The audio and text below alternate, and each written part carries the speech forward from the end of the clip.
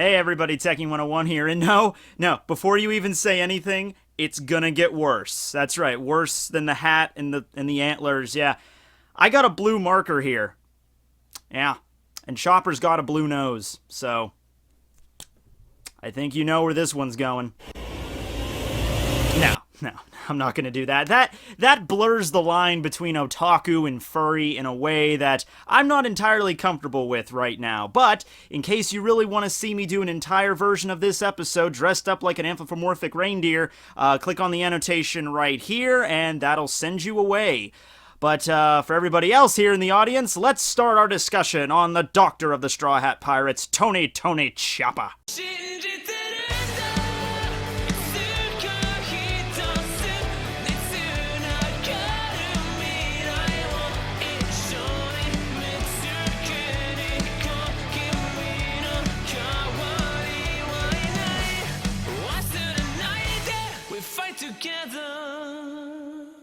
Okay, so Tony Chopper. Well, let's start off with his tragic backstory. Damn it, Oda. You really like to make your characters go through the fucking ringer. Like, can we never have a Straw Hat that's like, yep, I just grew up and I lived a happy life, and then Luffy came and invited me on his crew and I just decided to join. It's not like nobody died, I didn't have a tragic past, it's just I wanted to go out and see the world. No, it's just all full of rejection and death and pain and misery and suffering. That's basically where we are with Chopper. He was an average reindeer at one point, but even in anime land, a normal reindeer can't be normal, because in Chopper's case, he was cursed with a blue nose, obviously a play off the famous Christmas character Jack Frost. I think that's where Oda was going with that, making Chopper an outcast amongst his reindeer family, his brothers and sisters and even his parents, forcing him to walk at the back of the herd while they're out foraging and doing all the shit that reindeer do. Also, do you find it odd that normal-ass reindeer exist in the One Piece world? Because I kinda do, just a little bit. But anyway, it doesn't matter. Okay, so, yeah, Chopper was forced into being an outcast of the herd, although they still let him be part of it. They just, made him, eat last and probably do all that kind of shit that animals are dicks. Just look it up. Animals are dicks. Okay. But it basically went from worse to shit from there, because one day while out eating, I guess Chopper was, eating apples or fruit off some tree or whatever he could find on Drum Island, and one of the fruits on that tree was a devil fruit, the Hito, or the human fruit to be specific, forcing Chopper to transform into some horrible, disfiguring, cute as fuck little half-human, half-reindeer hybrid. Oh my god, it's so adorable! But the reindeer didn't find it adorable. They basically beat the shit out of him and kicked him out of the herd for good. Be gone, freak! The blue nose wasn't doing you any favors, but now you're walking on two legs? Get the fuck out of here. In which case, I am going to retell a famous story that has been passed down through the decades. There was a really popular television special with it back in the 50s. It's a song that we all learned growing up, but we change it quite a bit. Chopper, the blue-nosed reindeer, had a very shiny nose, and if you ever saw it, you would even say it's indigo. All of the other reindeer used to laugh and call him names. They never let poor Chopper play any dodgeball games. I don't know how that makes sense. It's from the 4Kids dub. You can go check out that video right here. It's a good dub to make fun of. Okay, sorry, there is no more singing in the rest of this video. Thank Christ, I know. Okay, well, after Chopper consumed the human fruit, he was capable of the 3 standard transformations that all Zoan users are able to go into. He can go into his standard reindeer form, as well as his hybrid form, which, for some reason, all other Zoan hybrids go into a much, larger. Whenever they go into their hybrid form, they get bigger. Chopper's like the lone exception that where he actually shrinks down into a human reindeer hybrid, but there's also an idea that whenever Chopper ate the fruit, he was a really young reindeer calf, and, female, I don't know, whatever, fawn, I don't know. Anyway, whenever he ate the fruit, he was really young, so he maintains the form of a young reindeer whenever he goes into his hybrid form, and whenever he goes into his true reindeer form, that's the form that ages normally, as it got bigger throughout the time skip. And then finally, you have the human form of Chopper, his human point, which transforms him into not quite a perfect human, though. It makes him kind of look like a Yeti in appearance. He still has, like, tufts of fur throughout his upper body, which is odd, although it does give him fingers and toes and shrinks his nose down to a standard human nose, although it's still blue. Gets rid of his antlers, and he has hair. It's just he has a lot more hair on his body than the average human. I would originally think that might be because Chopper ate the ancient version of the human fruit. The point of the matter is that Chopper's intelligence got a huge boost from this fruit, combining his, natural animal instincts with human intelligence. I mean, hey, maybe that's why his head's so big in this form, and they made his brain really big. No, but seriously, no, it seems the intelligence factor is really a point here. It's not like his intelligence got capped off at some point, like, we'll give you the intelligence of, like, a normal human child or something. No, he has the same potential for intellect as any of the other human characters. In fact, he is quite intelligent in his field. How many reindeers do you see going around becoming doctors? You know what I mean?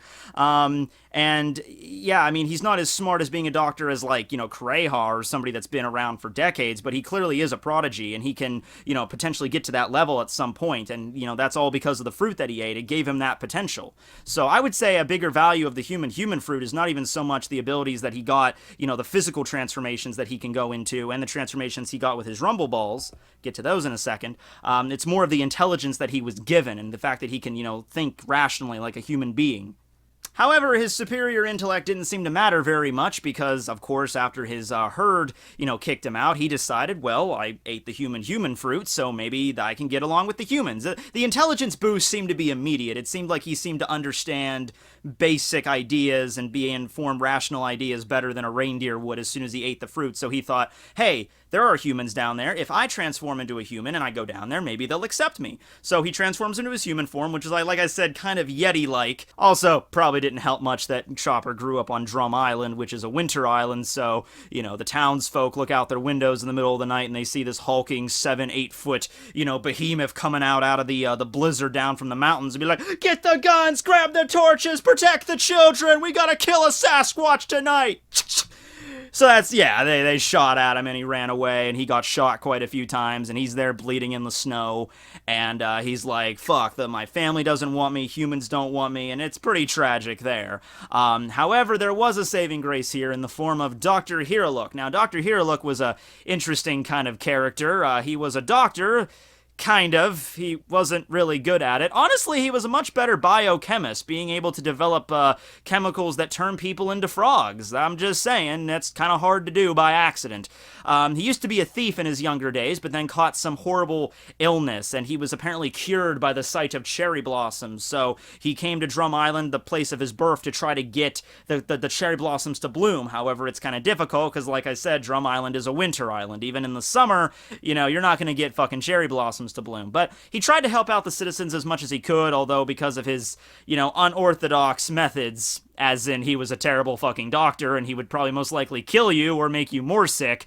I don't think there's ever been a lot of cases where Hiriluk has actually cured people. Like, it would be one thing if it's like, well, sometimes he'll turn you into a frog, but he also might cure you sometimes. It was mostly just people getting fucked up whenever he treated them. But he gave Chopper a friend, somebody that he could trust and someone that he could, just somebody, because he was, like, kicked out from every other sinking social class, and animal class, I guess, in that situation. So, Hiriluk did not teach him much about being a doctor. Actually, this led to Chopper grabbing a poisonous mushroom, giving it to Hiriluk, thinking it was this wonder cure. So, yeah, although Chopper, I think he knew how to read at this point, or if he didn't, he should have. He should have really understood that, yeah, this is poisonous, but okay. Anyway, Hiriluk ended up getting really sick, and he was about to die within, like, a day. And then he ate the poison mushroom soup that was even, increased the rate of that. At the same time this was going on, the king of Drum Island, Wapple, and his men were enacting a doctor hunt because they were dicks as well, and they decided, oh, well, what we'll do is we'll keep the best doctors in the land in the castle, and then if anyone ever needs any medical assistance, they'll have to pay me first, we'll extort the hell out of them and give them, then we'll send the doctors, but only if they pay first. That was Wapple's master plan, and of course, then he would have the best doctors to himself. So he was trying to eliminate all the other doctors in the land that weren't adhering to his laws, which boiled down to Kureha and Hiriluk. Kureha being the opposite of Hiriluk, actually being a pretty decent doctor that would eventually teach Chopper all that he knew about medicine. So after a few, I guess, months of trying to hunt down Hiriluk and Kureha, Wapol decided to come up with another idea to, draw them in. So he came up with this lie that the 20 MDs, the 20 doctors in my castle are ill and they need someone to help, they need someone to cure them. So Hiriluk, only having a day or so left to live after drinking this poisonous mushroom soup that Chopper gave him, he storms to the castle trying to help the MDs when he is confronted by Wapol and he's met with his entire army pointing guns at Hiriluk, and Wapol's like, "You fucking idiot, there were never any doctors in peril. Even if they were, I would never ask for you." Now Hiriluk, instead of being upset by this, he's like, "Oh, thank God, they're safe." And this is one of the most tear-jerking moments in One Piece. It's one of the moments where it's actually cool because there's actual, it's not instrumental music in the background, it's a variation of Ave Maria. So Ave Maria cues up in the background as like the snow begins to fall, and you see Hiriluk just sitting in the snow, staring down like 15 gun barrels, all ready to just, cap the guy. He breaks out a fucking, sake cup, begins to drink it, and he's like, "When do you think a man dies? When he's shot in the head? When he drinks poison? No, a man is dead when he is forgotten. And I don't think I'll be forgotten." And then you have this moment with Dalton where he realizes that Wapol's such a douche and that Hiriluk was such a good guy and he's the one that's going to die here. Chopper, by the way, is on his way to try to save Hiriluk. He had a bomb on him. Hiriluk did. So Wapol doesn't actually kill him. Neither does the poisonous soup that Chopper gave him. He drinks some sake, toasts Chopper, and then blows him out. He blows himself up. He goes out like a champion. He goes out with a bang. Right as Chopper arrives, and Chopper freaks out, goes into his human form, goes on a murderous rampage. Dalton thankfully stops him. Otherwise, he would have gotten, the ship. He might have been able to take out a few of them, but we've seen Wapol, after he consumes, like, the ultimate arsenal in Drum Island, he's even capable of beating down Dalton. So, Dalton confronts Chopper, and he begins to cry, and he's just like, you're not gonna die here. Don't die for this country. It's not worth it." And so Chopper takes Hiriluk's body down the mountain, buries him, and makes the proclamation to Kureha that I will be the medicine that cures everything. I will be the doctor that can cure any illness. That is my dream. Because whenever he was looking for that mushroom, he was under the impression that mushroom could cure anything. And Kureha pieced him a few times, just like bam, after she found out what happened. She decked Chopper like 3 times in the face. And is like, "You fucking idiot. There is no medicine that can cure every illness. That's what doctors are for. That's why we exist, so that we can study and that we're the ones that can treat illnesses. There isn't just some magic plant out there that you can eat that'll just cure anything. Except if it's the heel fruit. That's the kind of one exception. Or Law's Opi no Mi. That can also cure an incurable illness. So actually there's quite a few things that you can eat that are miracle cure medicines in the One Piece world. But you know what I'm talking about, okay? We didn't know about those things yet. So Chopper, he's waving Hiriluk's flag at Kureha, and he's like, "Please teach me how medicine works. Please, just teach me so I can be the doctor that can cure any illness, and I can carry on Hiriluk's legacy." And Kureha's like, "Okay, call me Dr. Reen from now on, and I'll teach you." And then that began a 6-year period there where Kureha began to teach Chopper. In this intermittent time, the Blackbeard pirates attack Drum Island, and Wapol flees, allowing Kureha and Chopper to take up residence in the castle on top of the mountain. And then you have the incidents where the Straw Hats finally arrive. And this is an incident that's interesting because it's like, wow, Nami is ill, and she got bitten by the Kestia on Little Garden, and she's severely ill. She has a really high fever, and she might die. And, oh man, luckily we found an island that's just known for their great doctors, so that seems rather convenient, but given the circumstances, there's not a lot of doctors left in the land. The only one left is Kureha and Chopper, who live up on the mountain. So, that's the moment where, Luffy has to carry eventually Sanji, because they get, injured in an avalanche, carries Sanji and Nami up a sheer rock wall about, what is that, like a mile and a half or something, straight up.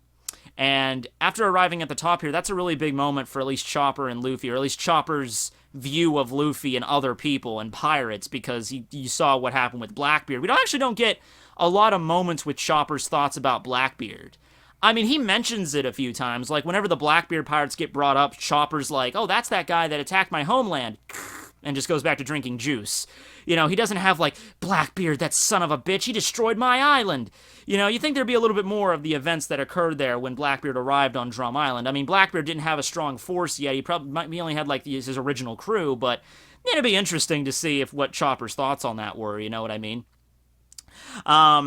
Actually, wouldn't it be kind of weird if Chopper going Monster Point was the thing that drove Blackbeard away? Because Blackbeard arrived on the island, and then that drove Wapple away, because Wapple's like, we don't have the power to take on these guys, and so Wapple left. But why did the Blackbeard pirates leave? Did they just wreck the island and leave? I guess they did. But it would make more sense for Chopper to go fucking Monster Point, and then the Blackbeard pirates were like, oh shit, we're not dealing with this, and then they left. And then just Kureha never, it never talked about it again. I don't know. I'm just an idea, just a theory, a One Piece theory. But yeah, that's the backstory of Chopper. Not the chipperest in the world. Better than Robin's, better than Brook's. But still, it ranks pretty much up there as, probably third or fourth most depressing one. I'd say Nami's is also still a little bit more upsetting.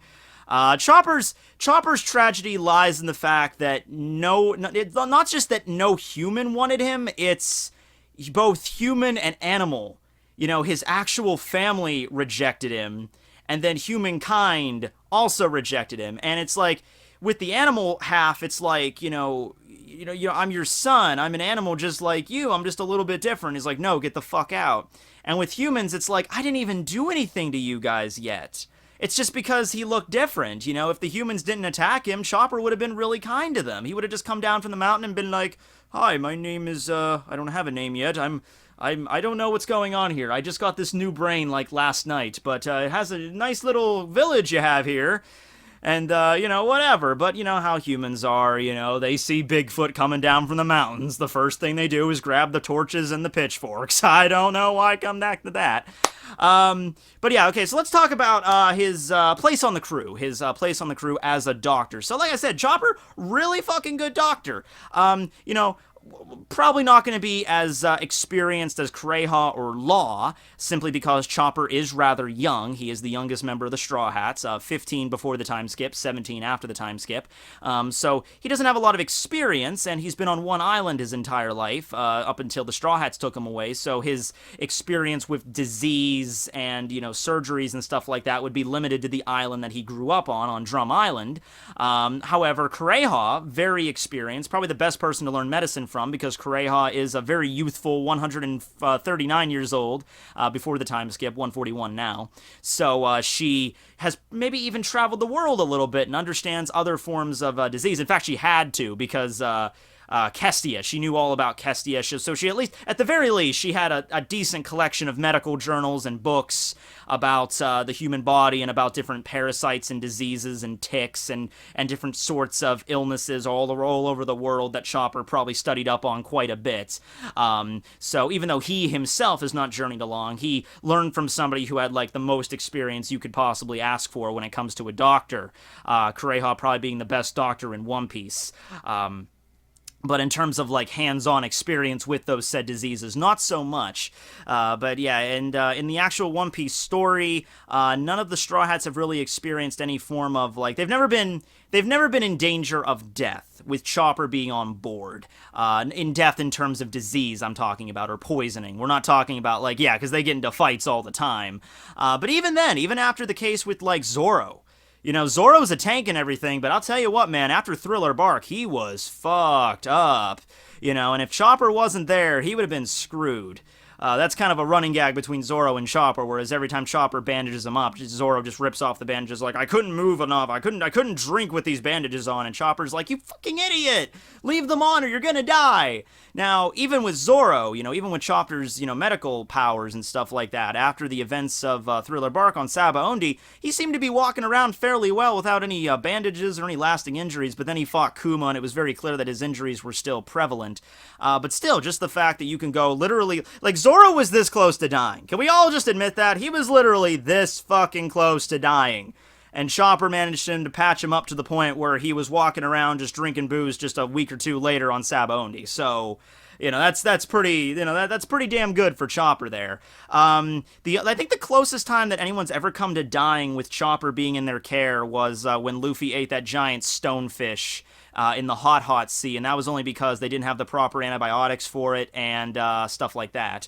And if they don't have that kind of stuff or the antidotes, Chopper really can't do much about it for anything. It was very lucky that Reiju showed up and sucked the poison out of Luffy, because otherwise, he probably would have died there. So yeah. But Chopper has a very well-known, knowledge of poison and, toxicology and all this shit. He was able to determine when they were on Fishman Island, when, Hyozu,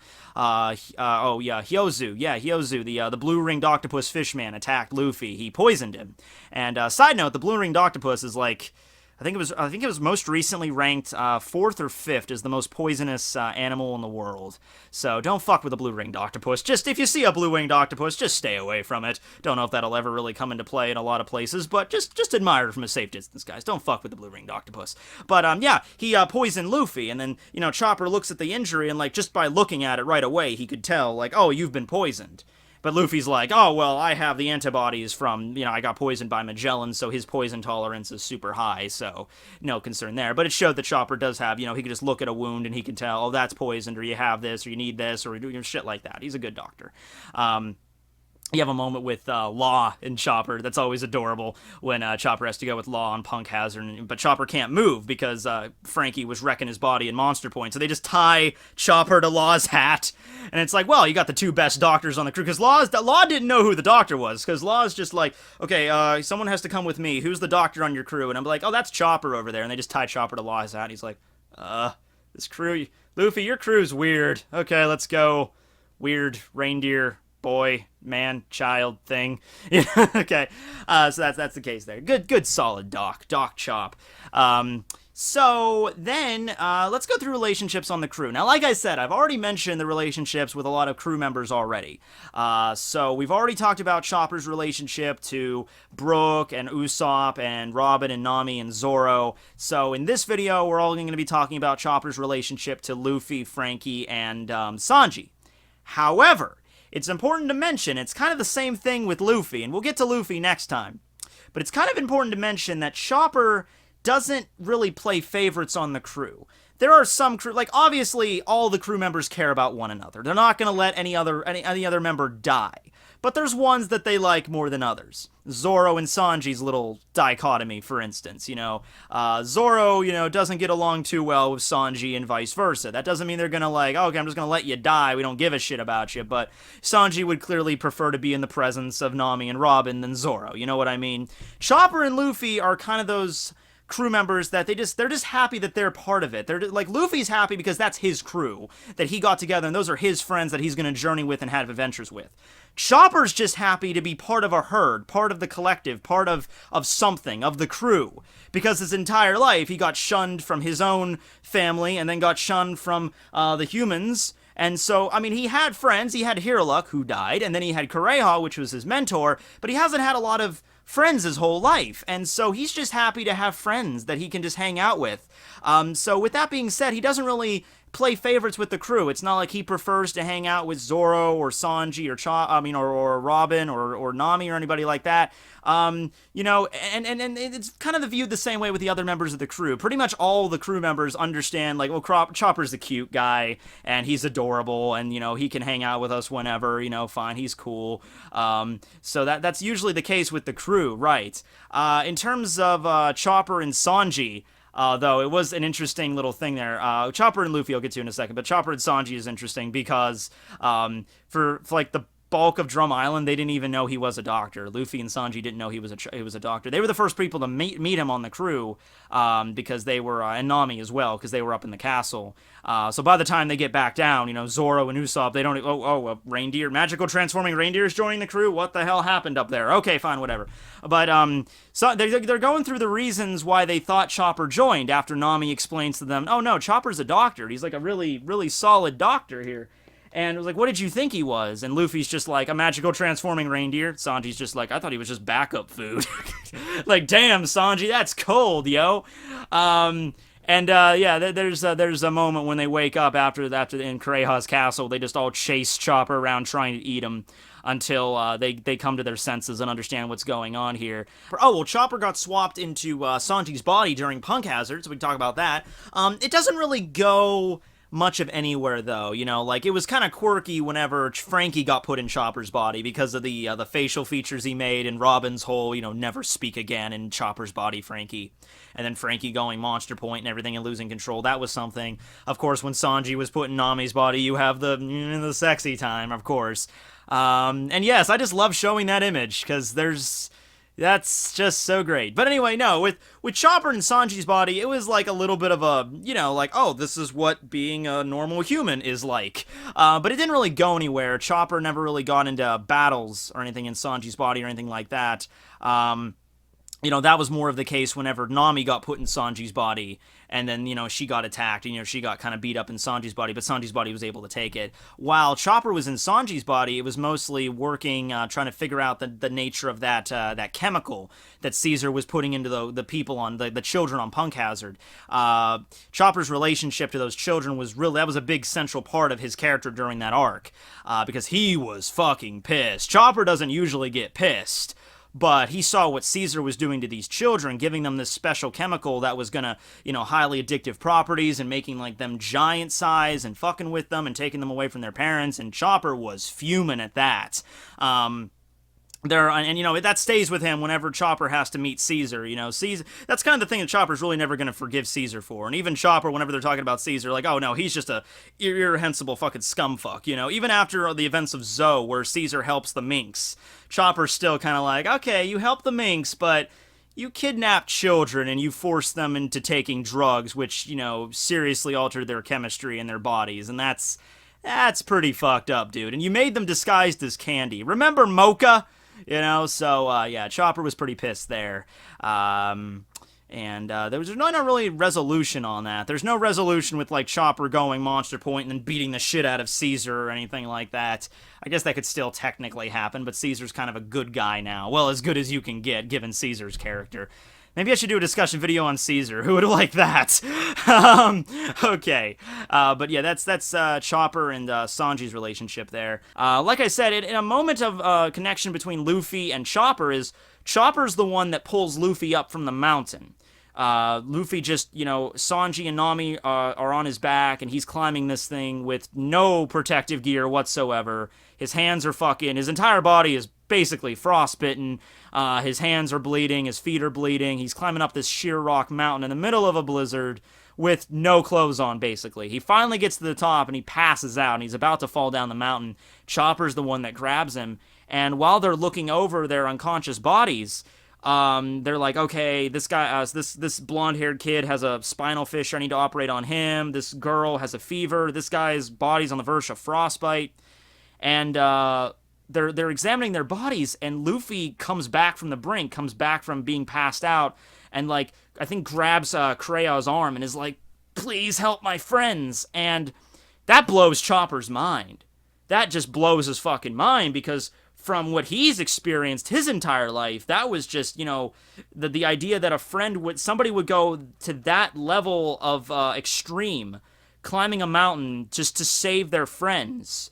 Chopper probably didn't even really have a good idea of what friendship was, but then that just blew his mind with Luffy. And it intrigued him. It was like he was watching over him like he's an alien or something. Well, Luffy kind of is an alien, but you know what I mean. Like, just looking over at him, like, is like, man, that's weird. I didn't know. So people can do that? People can go through, like, those incredible lengths, risking their own lives to save their friends? That's so weird. That's not what I've experienced, certainly.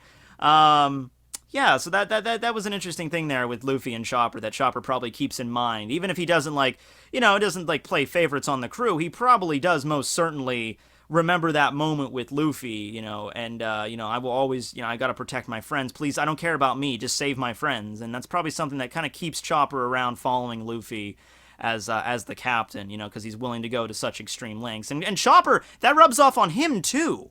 Because that gets him to, you know, there's moments in the story where he's one of the weaker members of the crew. At least in his standard 3-form transformations, he is rather weak. His human point gives him some muscle, but we're talking about characters in the One Piece story that can have psychic powers and fucking armament hockey and devil fruit abilities, and so just having sheer muscle's not good enough a lot of times. A lot of times, he's one of the more weaker members of the crew, at least in his brain point form. But even in those cases, he decides, I'm going to fight for them. I'm going to beat them, even if it's a risking, not even so much risking. I was like, I don't even care that I get hurt or I get injured. I have to protect my friends. I have to save them. This is jumping ahead a little bit, but I have to talk about it because it's like my favorite moment with Chopper. It's during the Sabaody arc when you have Sentomaru, PX1, Kuma, and Kizaru all around them. And Zoro and Brook and Luffy, and Sanji, all the top tier fighters on the crew, their shit is wrecked. Sentomaru's beating the crap out of Luffy with his haki, Sanji's down, Zoro's down, and Chopper's looking at all of this. And despite knowing that he's not that strong, and that if Luffy and Zoro and Sanji can't take these guys, there's no way I can. But there's at least something I can do here, even if it's at risking my own life. He looks at the situation and he's like, I wish I could show you this scene. I just wish I could fucking play it, because it's so good. And the music playing in the background is the OST Difficult. I think it's called Difficult. And it's such a well done scene. But Chopper's like, everybody's gonna die. I gotta do something. And he just charges right in, downs 3 Rumble Balls in one gulp, goes Monster Point, and just, it doesn't result in anything. He doesn't beat anybody in it. But it's in that situation where he's like, there's nothing else I can either run and hide like a coward, and he does do that occasionally. Chopper and Usopp are one of the more cowardly members of the crew, though, for comic relief, you know what I mean? Like, oh no, there's a Yonko over there, let's go hide under that rock. But when the chips are down, Usopp and Chopper, they can both pull up their fucking big boy pants and like, okay, this is a fucking life or death situation. I can't fucking hide from this. I gotta do something or else everybody else is gonna die. In those life or death situations, they fucking get their shit together. And Chopper, proved that in Sabaody like that. He's like, everybody's gonna die. I'm not running away and hiding. I can't let everyone die. I gotta do something. Human points, monster points. A human and walk point, those are, I could eat a Rumble Ball, but that's not gonna do shit. The only chance I got is monster point. That's the only thing I can do. And it might result in me getting hurt, but I don't care. I just gotta make sure they're safe. And even when he went Monster Point against Kumadori, he was less worried about him dying or getting hurt, and he was more concerned, as he was eating that last Rumble Ball against Kumadori, he was worried about, like, everybody just please stay away, I'm about to lose control. So he was more worried in that situation about, like I'm not going to be able to be moving after this, but please, just stay away from me now, because I'm going to lose control now, and I don't want to hurt you guys. Let's see, Chopper and Franky, Chopper helps Franky a lot with a lot of his inventions. Whenever he's in his human point form, he's pretty, strong, so he can, like, lift, machinery and stuff around, so they help out there, things like that, help maintenance on the Sunny or anything like that. Whenever you need, like, muscle on the crew and Zoro's passed out drunk, I guess you'd go to Chopper. Let's see. Oh, there was the moment. Okay, so this was a funny moment with Chopper and Franky. Whenever Franky had low cola during his fight with Fukuro during the Enies Lobby arc, and Chopper arrives in the kitchen, and Franky's like, "You gorilla dog thing, hand me the cola in the fridge." And then you have Chopper throwing him vegetable juice and then tea and all this other shit. And Chopper's very much like Luffy in that sort of response with, like, the glittery eyes, like, oh, he's the funniest thing, he's so amazing, it's a cool robot transforming body. And Franky's like, you son of a bitch, this is a freaking life or death situation. Don't give me random shit and think, oh, I'm gonna transform into a crazy robot. Cola! I need cola! So that was pretty funny there. And his, what was that? I don't know what the hell that was. That was weird. And then, of course, Chopper and Brook. Interesting dichotomy there, because Chopper is the youngest crew member and Brook is, like, the oldest at, like, 90. So, yeah, but they get along fairly well. I don't think there's any moments in particular where Chopper and Brook are really, like, together.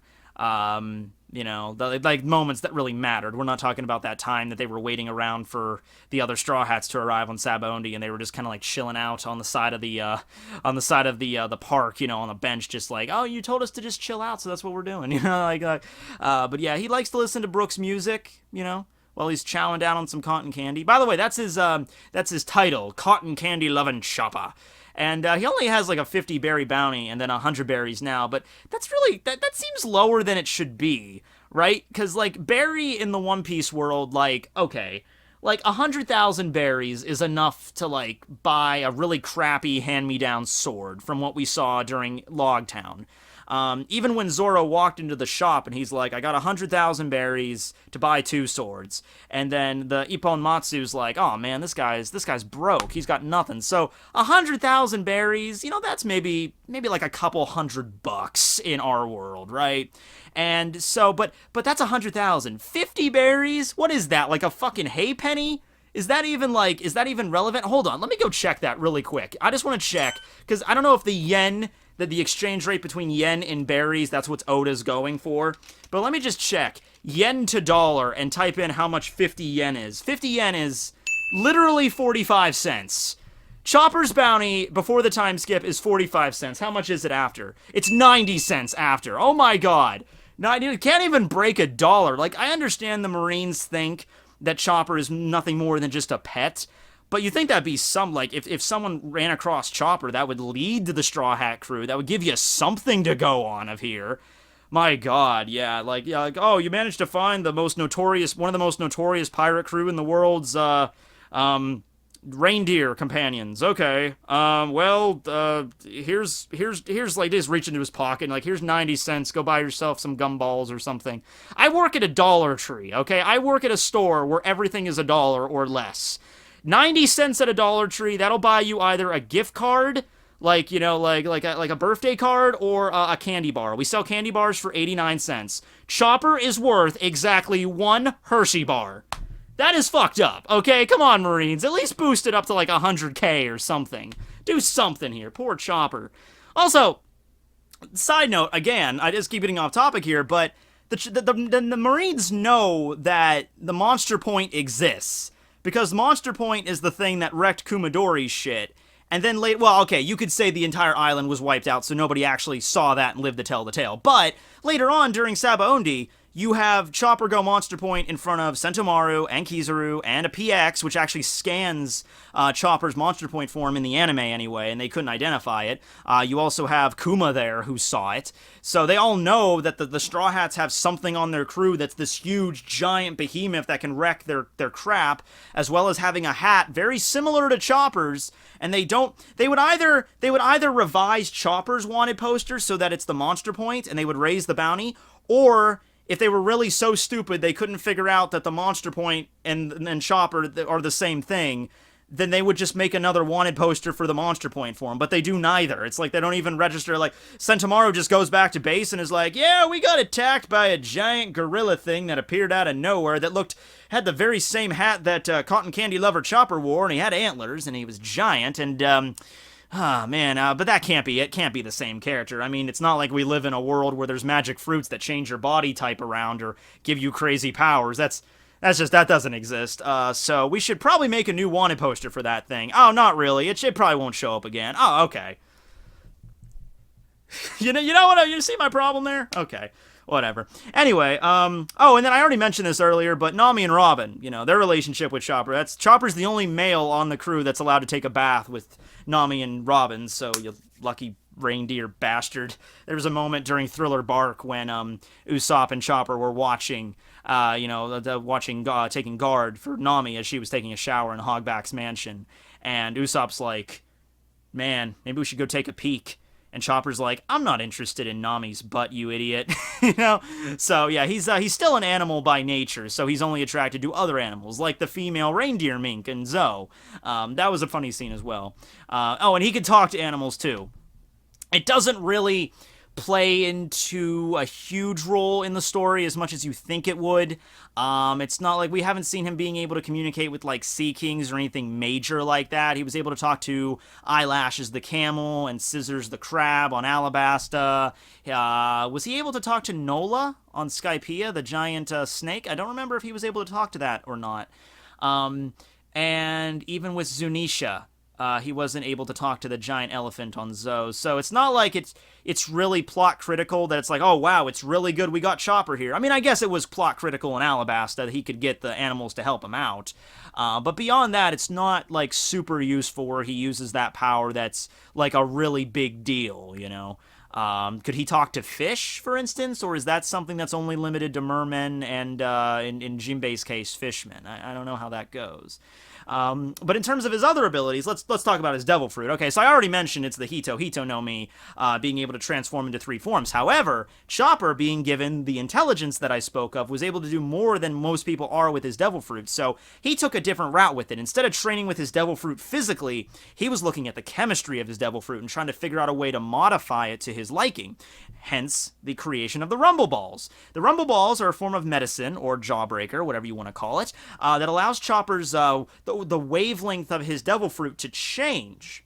Now, we don't exactly know how this works, and we don't exactly know how this would work if somebody other than Chopper ate a Rumble Ball, especially if it was like a Paramecia or a Logia-type Devil Fruit, because we've only seen these being used on Chopper, who's a Zone.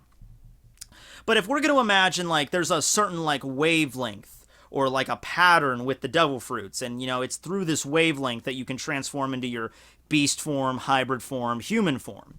Or in Chopper's case, reindeer form, hybrid form, human form. And in that case, eating a Rumble Ball kind of like messes with that wavelength, making it shorter or, you know, more erratic or whatever. And through some method like that, Chopper is able to gain access to forms in between the forms, basically mixing and matching the greatest aspects, like Horn Point, taking the horns from his full reindeer form and then but still having human arms and the strength to lift it up, or Jumping Point, you know, having super long legs, you know, being able to keep the jumping strength from his reindeer form but still walking on 2 legs, mixing and matching these together. And then we get the weird ones like Guard Point, where he just grows a shit ton of hair, or his Arm Point, which gives him huge rippling, just gives him more muscle tissue. Oh, okay, sure. And then, so those are his 7 forms. You know, you have the basic, you know, Walk Points, Human Points, Brain Point, which is the one he's in mostly, and then you have Jumping Point, Horn Point, Arm Point, and Guard Point. Those are his 7 original ones. Also, after consuming the Rumble Ball, it seems to give him an extra ability in his hybrid form of the Scope ability, where he like takes his hooves together and does this, and he's able to like analyze, like gives him a boost in intelligence, and he's able to like determine the weak spot of an opponent. He only uses this a few times though in the story. So yeah, but after the time skip, he basically drops some forms or modifies others. For essentially, Arm Point is now gone and is now replaced with Kung Fu Point, which is increasing fighting prowess all around. So I would assume Chopper's idea here is instead of just giving him incredible upper arm strength, he's increasing, taking that muscle mass that gets added to just his arms and portioning it out through his body. So Kung Fu Point increases his, basically turns him into this weird like oblong shape, but it's like, you know, super increased, you know, reflexes and arm and leg strength, you know, so taking the muscle and giving it around his body, basically turning him into Bruce Lee. I think he even does like the Bruce Lee, like, yeah, you know, shit like that when he's like doing around in Kung Fu Point. And then he drops off Jumping Point and he swaps that out for Monster Point. Now, Monster Point is interesting. It's the form that Chopper went into when his fight with Kumadori. Before the time skip, he wasn't able to control it at all. Basically what happens is after he consumes more than 3 or more Rumble Balls within the time span of 6 hours, his Devil Fruit goes wild, as Kureha put it, and he turns into a giant. You know, his fingers, he still has human fingers, but each one of his fingers are now like his hooves, so they're like super hard. His horns and his antlers grow out like crazy. His eyes go white, you know, and he can lead out that apparently he can maybe possibly use Conqueror's Haki in this form, you know, or his yell is strong enough to hinder people around him. His skin gets tougher. The downside, of course, of this is that before the time skip, he doesn't have any control over it. After the time skip, he does, but he can only maintain this form for a few minutes, and he still needs to consume a Rumble Ball, and he still has some after effects after it's over. He can't move too well after it. During Ennie's lobby, the only way they managed to nullify his Devil Fruit power is actually knocking him into the water. That was the only way that he can actually turn off the Monster Point form. Also, I think there's also a time limit with it, because whenever he was in Sabaody and he got knocked away by Kuma. He was in Monster Point form, and he landed in his hybrid form. So I think there's like a certain amount of time passes. He turns back into his standard form after the Rumble Ball wears off. The Rumble Balls themselves have like a sort of delayed effect the more you take. So the more one you take, you can use it for 3 minutes, and you can use these abilities. You take 2 in the span of 6 hours, and you can still use your forms, but you can't control them that well. So he could want to go into Horn Point, but instead he goes into Jumping Point. He can't control it. And then after he takes the 3rd one within 6 hours, he turns into a Monster Point. Or, like we saw, he could just down all 3 at the same time and then immediately transform. But, yeah, so he doesn't like to use this form too much. He used it, 3 times in the story, before the time skip, before he got control over it. And then after the time skip, he learned how to control it better while he was on Torino Island. And, but when Franky used it in Chopper's body, he wasn't adept at using it yet. So I guess there's like a skill that Chopper has to, like a mindset he has to utilize. I don't know. But Chopper's able to control it. A lot of people felt bad about that. They felt like, oh man, that kind of ruined it. Because it was that, I wasn't reading One Piece when that happened, but when Chopper went Monster Point for the first time, I can imagine a lot of fans, fucking drop their fudge at that shit. There's a cute, adorable little Chopper. Oh my god, he's so cute. Holy shit, he's badass. Yeah. But then after the time skip, he has control, and he's just like, it's okay, Usopp, I'm fine. Doing a funny dance in Monster Point. But there's still limits with it. He can only maintain it for a certain amount of time, and he can't move afterwards very well. So there's still some good reasons why he shouldn't just go into it whenever he, wants to. And I think he's done that a few times. When he was fighting Brûlé, he went into it. And, like, you didn't need to go into Monster Point for Brûlé. It was fucking Brûlé. Come on, Chopper. You didn't need to do that. Yeah, those are Chopper's forms. I would like to see, like I said, like if the Rumble Ball was utilized by other zone users, mythical zone users. Like, what happens if Marco eats one of these? Can he turn into a human phoenix firebird thing with wings? That'd be awesome. What happens if a Logia or a Paramecia eats it? Chopper has delved more into devil fruit research than a lot. Actually, if the Strawhats ever meet Vegapunk, that would be an interesting conversation to have. Vegapunk, looking at Chopper's Rumble Balls and like, oh, what did you do here? Oh, this strange piece of candy that messes with the wavelength. I actually have something very similar over here. Maybe Vegapunk arrived at the similar conclusion there. Also, by the way, you might be thinking, oh, they're gumballs or they're jawbreakers. Oh no, they're indeed gumballs. But you know what flavor of gumballs they are? Cotton candy. Yeah. Cotton candy flavored gumballs. We sell them at Dollar Tree. Go pick some up. It's funny that he's also called Cotton Candy Lover Chopper. He doesn't eat cotton candy that much in the story. In the movies, he usually does, but in the story, he's only eaten cotton candy like 2 or 3 times. I don't know why he has that title, but whatever. He's adorable and he's Chopper, so whatever. Also, go out and buy some Chopper merchandise today, right? Oh, what are we doing now? All right, going through the story. Yeah, there's still that moment left. I usually save the powers toward the end, but yeah, just gone off the rails with Chopper here. You gotta mix these videos up so they're not the same all the time. You know what I mean? All right, so going through the events of the story, I pretty much covered Drum Island pretty solid, so I don't think I have to cover that. The events with Hiriluk, Chopper meeting Luffy and Sanji. Chopper at first not wanting to join the crew because he was, he's shy, he's bashful. He has this thing he does, though, wherever someone compliments him, he'll do this little dance like, oh, yeah, I didn't, don't call me awesome doctor or whatever, you idiot. So, he very much soaks up because he doesn't get a lot of, that's just really sad for me because I'm like, oh, wow, he probably doesn't get a lot of positive reinforcement. So whenever someone does give him even the mildest of compliment, it's like, oh, thank you so much, but not really. Chopper's the original tsundere, you know what I mean? Yeah. There's that. After Luffy beats the shit out of Wapol, sends him flying away, saves Hiriluk's flag, Chopper decides to tearfully leave Drum Island. Kureha at the same time relives Hiriluk's dream while creating the pink-colored snow. So living on Hiriluk's dream there of the cherry blossoms blossoming, and so Chopper leaves the island. Alabasta, he's pretty handy in talking to Eyelashes the camel and Scissors the crab, which gets them out of Rain Base. Otherwise, they probably would have died in the desert. I thought more of a problem for Chopper, given the fact he is a reindeer covered in fur walking around a desert. Probably not his climate that he's used to.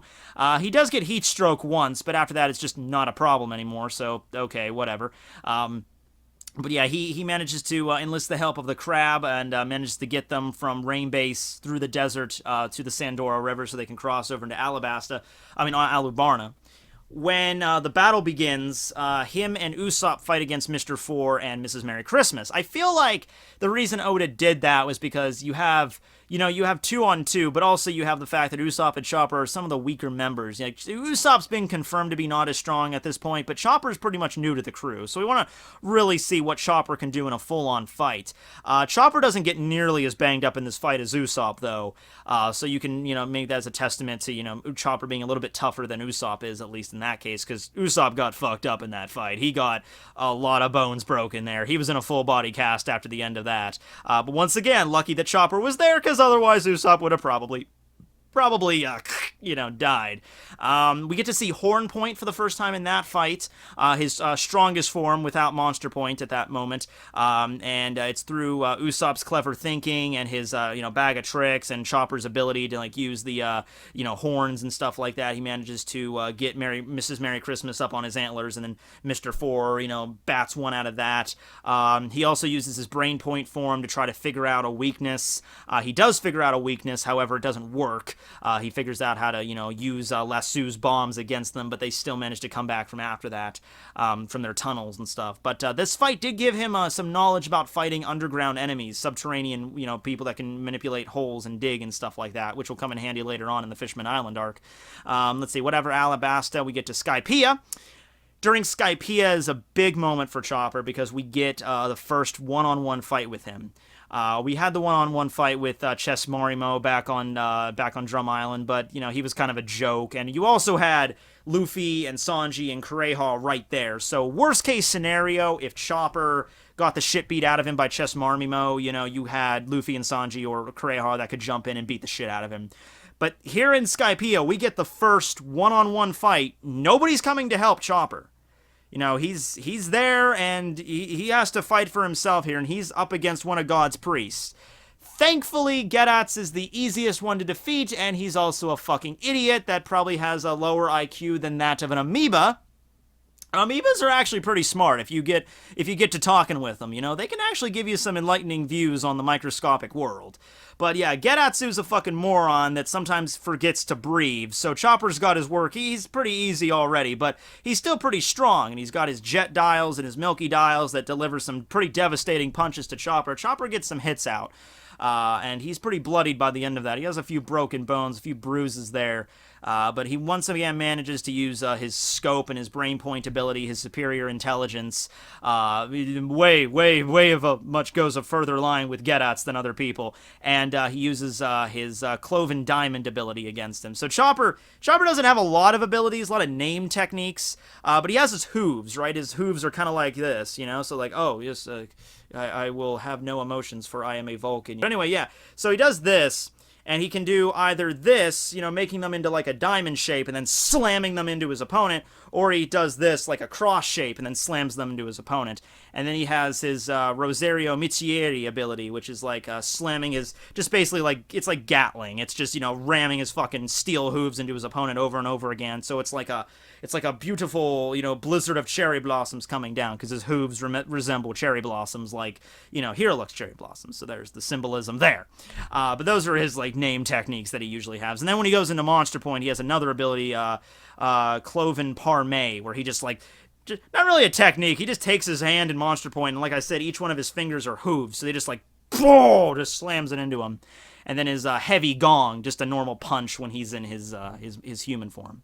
But yeah, those are Chopper's techniques there. He defeats Gedatz, sends him to, he falls down in the swamp cloud, and he falls down into the Blue Sea world, where Gedatz then has his own little cover serial, which is actually a pretty good one. I would recommend checking it out, Gedatsu's Accidental Blue Sea Life. It's actually pretty funny. After Skypiea, we have that weird fucking arc that nobody talks about, and then we get to Water 7 and Annie's Lobby. The big moment for Chopper there, of course, is his Monster Point revelation with Kumadori, which I've already touched upon, and then his moment with Franky, which was pretty funny.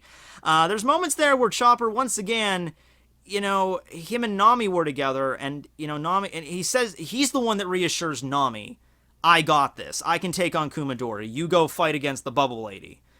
And so Nami's like, okay, I'll leave it to you, and she goes. And so it's that point where, like, she trusts Chopper, and Chopper kind of gets some confidence in himself. It's not like with Getatsu, where Getatsu was like, Chopper's like, I don't know if I'm going to be able to beat this guy. I might die here.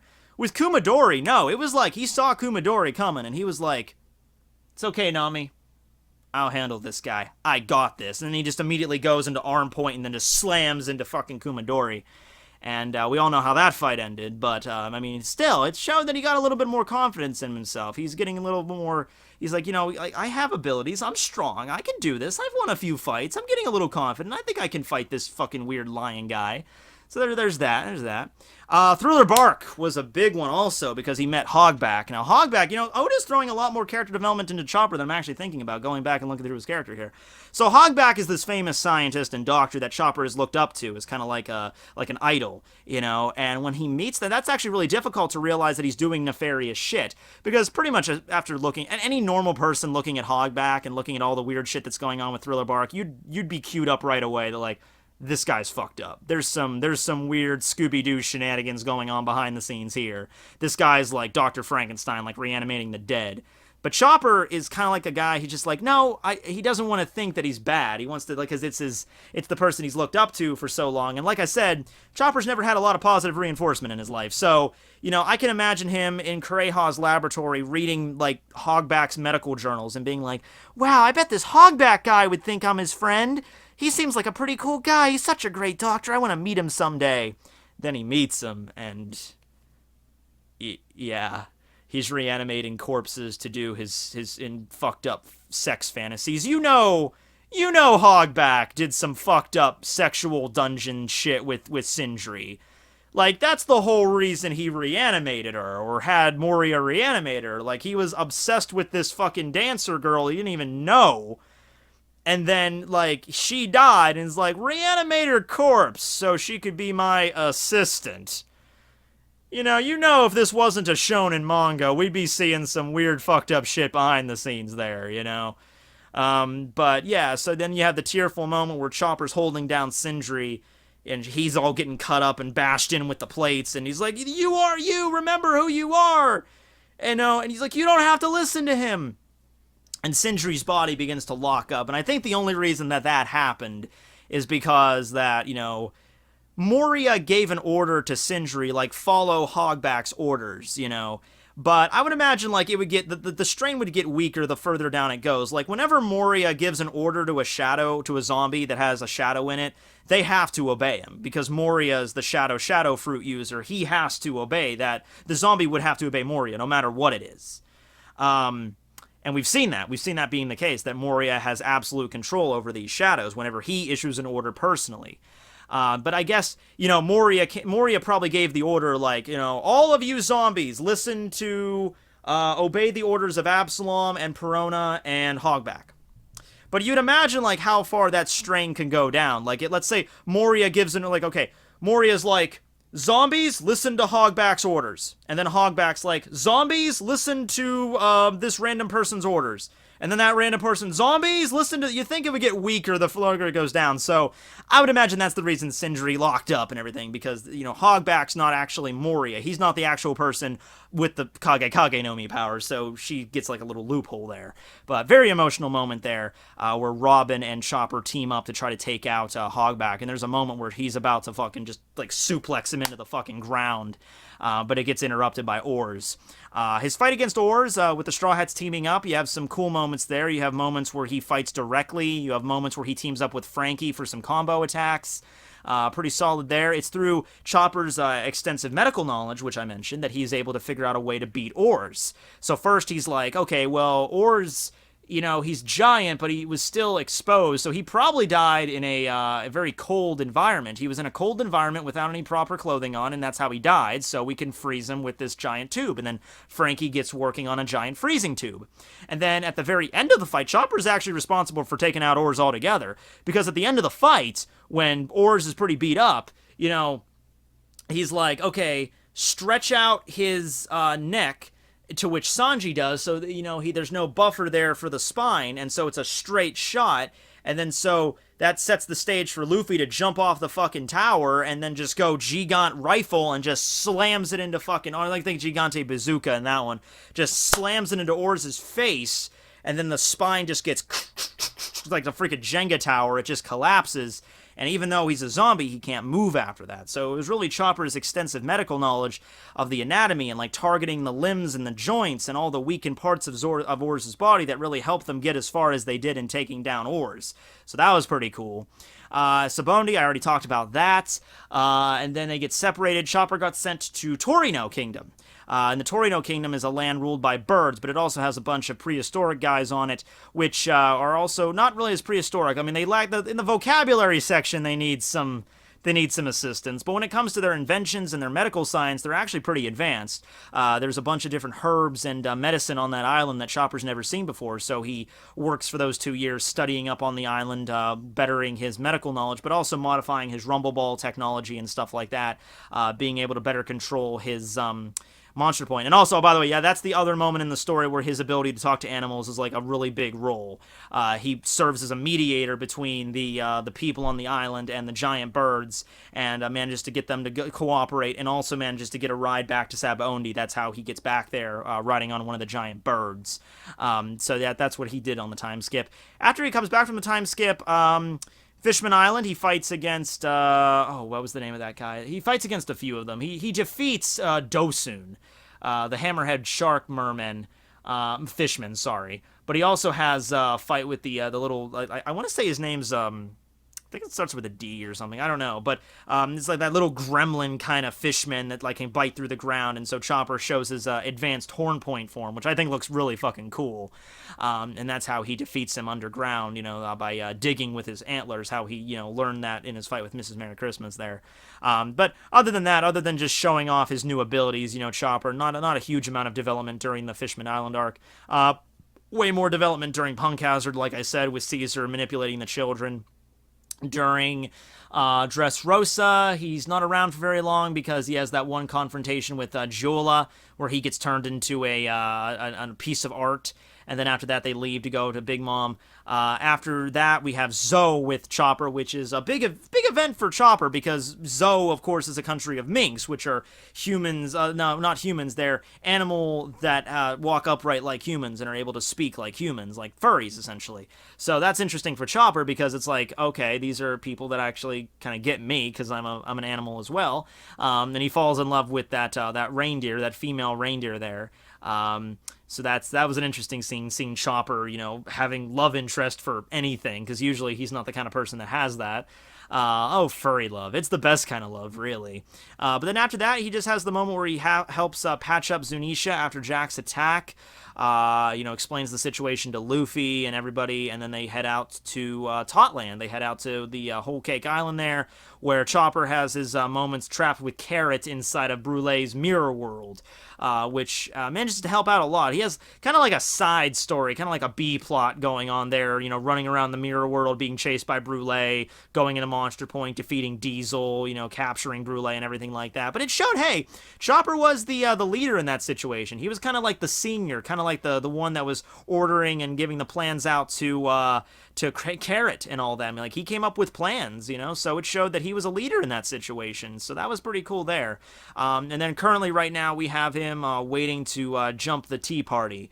They're still waiting in the cake with Nami and everybody in there and Carrot. So they're going to jump the tea party and see how that plan goes there. But that's pretty much the plot there with Chopper. To the future with Chopper's character, I would like to see him, there's been a lot of people saying that when he goes into Monster Point, he has Conqueror's Haki. He was able to let out that roar and that kind of like stalled Kumadori's hair. That seems very similar to Conqueror's Haki. I mean, it could be like, it could sort of be like Kurapika's eyes in Hunter x Hunter. Kurapika is capable of this insane amount of power of going into Emperor time, but only when her... Kurapika's not a girl, Matt. I know. Well, it might be. Whenever his eyes go red, that's the exception. It can only be when they're red. So maybe in Chopper's case, you might think Chopper getting Conqueror's Haki, that might be a little bit too OP, but it's only during those 3 minutes or so when he goes into Monster Point.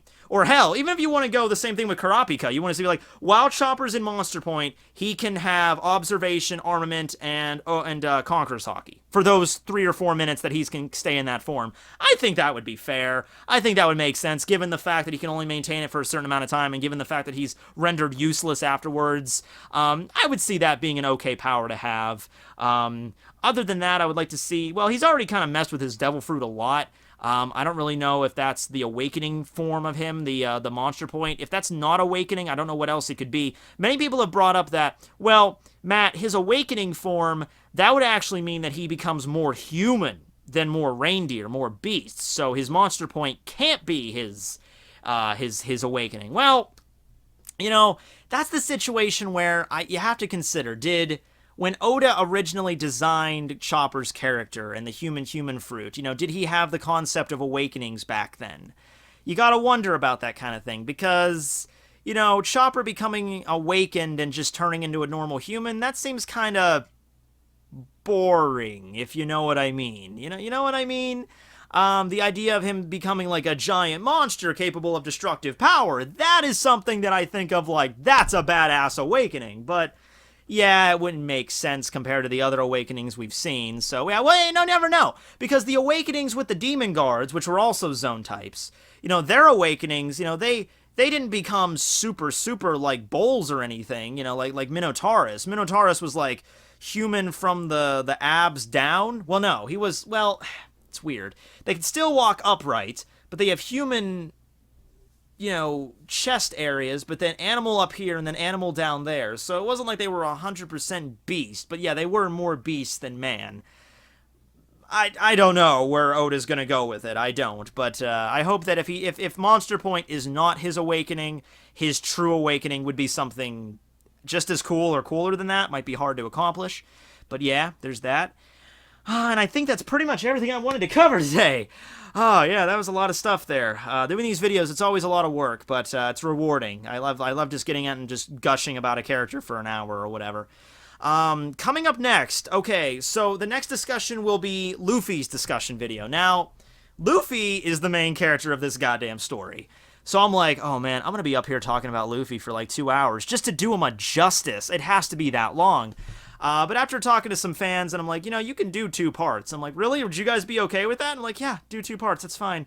You know, so most people have said they're okay with that, so I think that's what I'm going to do.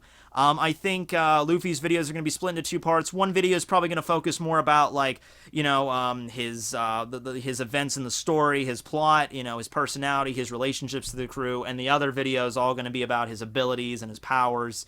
And, you know, his future abilities that he might have, and the Will of D and shit like that. Well, the Will of D is going to be its own separate fucking video, but I will have to mention that, of course. There's just so much shit to talk about with Luffy, it's crazy. So, what I'm planning on right now is to release 2 of those videos, the Luffy discussions, in June. You know, part 1 and 2, and then June. And then... Franky's video will be the 8th discussion. That I'm trying to get around the 4th of July, because, come on now, Franky's American, so it has to be around the 4th of July. American Independence Day, of course. And then the last we'll have Sanji, the last Strawhat is Sanji, and then we'll have Vivi as number 10. And then after that, we'll move on to the worst generation, the Supernovas. So, yeah, check back for that. Thanks you guys for watching. Please feel free to discuss anything I got wrong below, like my pronouncing of Sabaondi, which I know is probably going to get a lot of... That's how they pronounce it in the Funimation dub, and I listen to the Funimation dub, so that's how I pronounce it.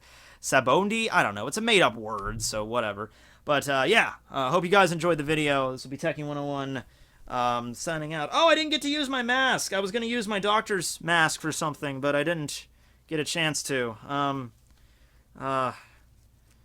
It's Dr. Chopper, MD. Dun dun dun. Actually, you don't want a reindeer operating on you. They got fur. Shit can get stuck in there, all matted. You don't want, like, if Chopper has to, oh shit, we need heart surgery. We need to open him up. You know, you don't want the fur getting all matted with dried blood. That's just you know, unsanitary, really. And he licks himself. It's just not good. You know, don't have a reindeer operate on you if you take any lesson away from this video. All right, everybody. See you guys. Signing out.